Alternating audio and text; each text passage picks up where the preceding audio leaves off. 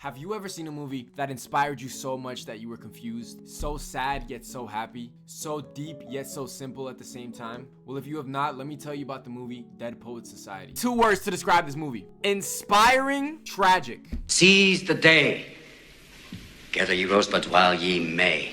It is genuinely one of the greatest movies. It's based in a school, a private school, and it is an all-men's school. The main character, Mr. Keaton, played by Robin Williams. And Donald Trump is the Wizard of Oz. He is the guy.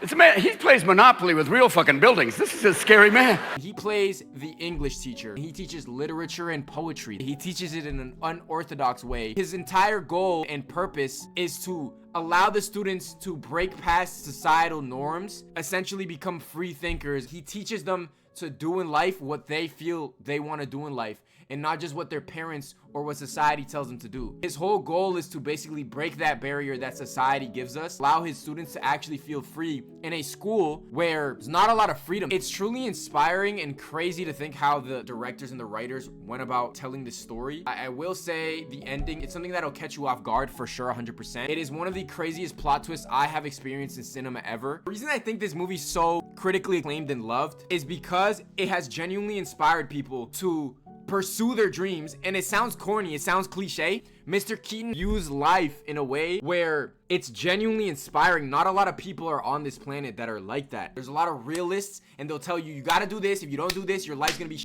This movie literally grabs that and says, F that. This is actually a different way of life that you can live, and it's a more positive outlook on life that'll actually improve your life in a positive manner. So I think people feel a real sense of connection, relatability to the story, because a lot of them are actually in the shoes of one of the main characters. His name is Neil. He's one of the students. You guys will be able to relate to it a lot. And when I say you guys, I mean the people watching the stream, and I mean the people watching the video. And not only Neil, a lot of the other kids. Neil's story, he lives under a strict father. His father calls all the shots. His father grew up poor. He put him in a position to take him to a private prep school. And his whole thing is, I'm gonna tell you what you're gonna do in life. You're gonna follow the instructions. You're gonna go to college, and you're gonna do this. And that's just what's gonna happen. You have no choice. You're gonna be a doctor. That's it.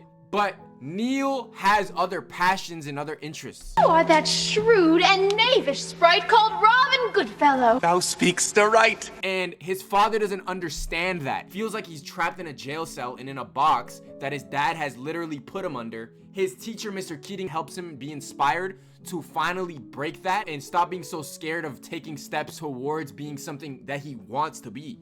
No. Give me, Neil, give that back. You're dreaming of poetry. I mean, chased by Walt Whitman. What expectations should you go into before watching the movie? Go into it with an open mind. You have to have an open mind. It's a more slow-paced movie. Now, it's still interesting. If you have a TikTok brain, you won't like it. But if you actually love art and real cinematography and real storytelling and writing, you will enjoy this movie and go into it with the mind of a child. Because if you go into it with the mind of a pessimistic adult, you're not gonna like the movie. You have to go into it with a mind of an optimistic child. I'd say the main themes in this story that are explored, there's a lot of kind of subsections and side plots that take place. I'm gonna give you guys 3 words that basically explain the themes that this movie follows: love, self-image, and character building. We don't read and write poetry because it's cute. We read and write poetry because we are members of the human race. And the human race is filled with passion. When I say character building, I don't mean in the sense of a story or a movie. I mean character building as in life. You're trying to experience new things. Day by day, you are molded into a better man or worse man, depending on what you're doing, what decisions you're making with your life. Impact and relevance. I believe that this movie, I'm pretty sure, don't quote me on this, it's either based in the 50s or the 60s. It came out in 1989. And the movie, it ages like fine wine. I think that any kid, even nowadays, could relate to these stories. This movie could be watched for literal centuries ahead of us, and it would still make sense. At the end of the day, it's about humanity. I believe that it was a great story. I'm gonna give this movie a solid 9.5 out of 10. Amazing movie. I loved it. It's beautiful, bro. Go watch Dead Poets Society if you truly want to experience a real life story that will not only touch your soul but touch your heart. I think the reason it really hit me as well is because all I could think about throughout the entire movie was Robin Williams and the way his story ended in real life.